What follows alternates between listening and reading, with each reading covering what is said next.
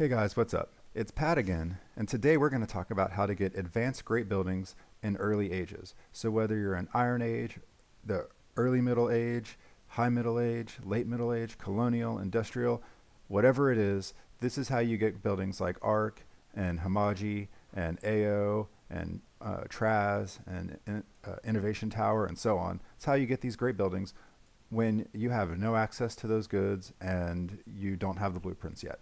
So here's the things to do. First, you got to get your blueprints, and second, you got to get your goods. To get the blueprints is actually really easy. What you want to do is find a player who's leveling their great building between level 40 and level 60. Now that's a really ideal range because they will be flipping quickly enough that you'll have a lot of chance to get a bunch of blueprints really fast, but you also get a large enough reward that you accumulate blueprints quick. If the great building is like, say, level 10, you hardly get any rewards. And if the great building's, say, level 90 or 100, it takes a long time for it to flip. So this sweet spot is actually optimal for both you as a player and for them as well. So what you'll do is here you click in the top left corner, and you're going to start by seeing the players. You click on great buildings, and you're going to have to do a little bit of digging. I'm going to start around page 700 for my server. It could be different for yours. And then scroll back a little bit until I find some arcs to look at. So here I have a couple of arcs that are kind of close to leveling. And I'm going to look at these to show you one that's good for you, that's a good person to add, and someone who's going to be a bad person to add. Now this one, I'm looking, they're really close to leveling. Fifth place is a little over double, it's about triple. And then fourth place is 1.9. Previous level, we see fifth place was 1.9. And then we'll go back another level. We see that there wasn't even a fifth place, right? So this person right here, they're using what appears to be a 1.9 or 1.85 arc leveling. So if you contact this person and say, hey, I would be happy to pay 2 to 3 times the reward for this place, this person would say, sure, yeah, I'll let you do that. So you would pay 10 or 15 forge points, and you would get 3 to 4 or 5 blueprints back. That's a much better return than, and a much lower cost per blueprint than if you were to be targeting on, like, say, a level 8 or 9 or 7 or something, something low like that, where you're only getting 1 or 2 blueprints at a time. Now, let's see if we can find somebody who would be a bad person to add, just to kind of give you an idea of what you're looking for. All right, perfect. So here you see this person had to pay 3 times, look, that's 6 times the reward. That's not such a good payout. And here, same thing. They're paying a whole lot extra over 1.9 to get these final places. So this person's probably using swap threads, and they are probably not a very good person. Like you've seen, there haven't been any low-cost 5th places. This is probably not a good person to add to your friend list because you aren't going to be able to get those blueprints you're looking for. Now, there's another way to find these if you're not on the PC. You can go to the Great Building Finder, and here's the URL up here, and I can put that link in the description, or you can just search Google for Forge of Empires Great Building Finder. And what you'll do is you'll put your server details. You'll find the Arc, which is, I'm using the Arc as an example because that's going to be the first great building you're doing this with. We'll do a minimum level of, we'll call it 40. And then we don't care how far away from leveling it is. And now we've got this huge list of players that you can look up and see if they have room and if they would be a good person to add. And I already kind of showed you how to tell. And one other quick thing is, if you don't know what your server number is, if you're on the computer, you can just look up here in the URL and it'll say US-10 or US-12 or whatever it is. But if you're on a mobile device, what you can do is you can come over here to servers, pick US or European or whatever it is, and then pick your server name. And then if you look in the URL up here, you see here where it says US-10, and then here it says server, US-10. So now you know which server you're on, and that's what you put in to this Great Building Finder in order to be able to find your buildings.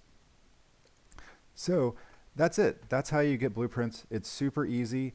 And the other thing to keep in mind is that you may have the option to trade blueprints. You're going to have some blueprints where you have 10 of them and another blueprint where you don't have any of it. And because you're going to be leveling your arc to 80 at some point, ideally, and maybe even beyond that, you're going to need all those blueprints. So don't trade them. Just keep chipping away and trying to get those blueprints as they come. It's going to be a little bit frustrating at first, but trust me, you're going to be glad that you didn't do all the trades and swaps because you'll waste a bunch of blueprints that way.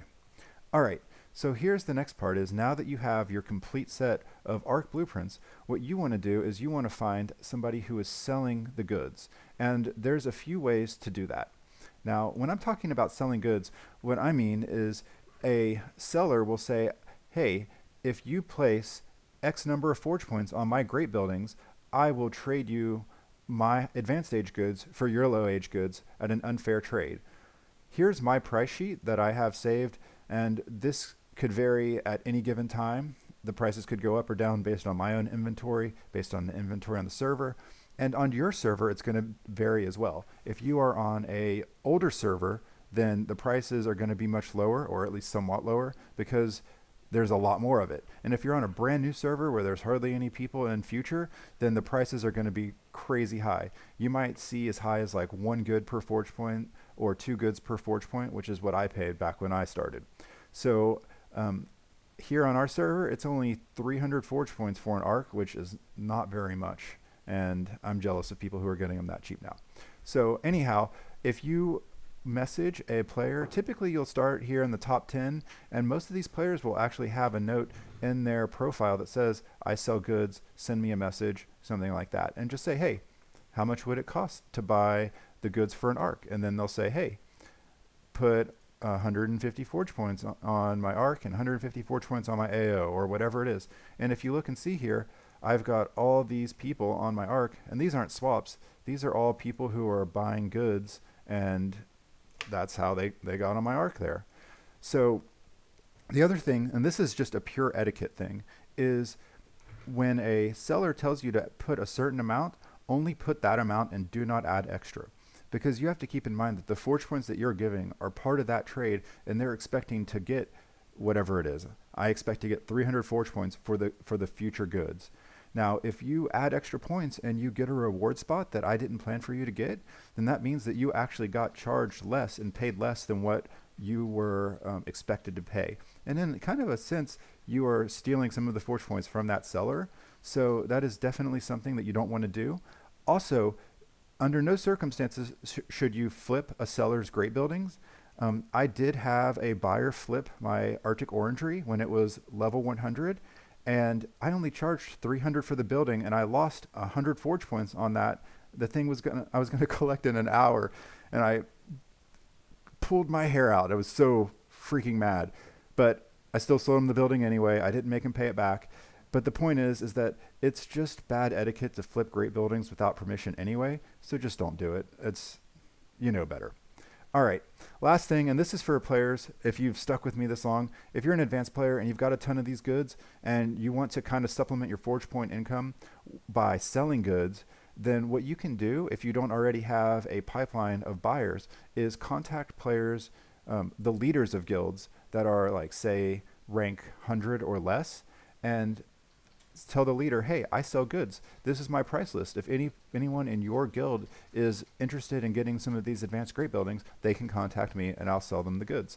And after a while, you'll start to get a pipeline of players who are selling or who are referred to you, and you don't have to send those outbound messages. But when you're first getting started, you kind of are going to have to expect to send outbound messages to get buyers. All right, guys, I hope you found this video to be useful. I know a lot of people have been really curious about how to get advanced great buildings in early ages, and this video, I think, should have given you a few good ideas of how to do that. If you have any questions, leave them in the comments below. If you found this video to be helpful at all, please like and subscribe and share it with your friends. Thanks, guys. Have a great weekend or week or rest of your day. Take care.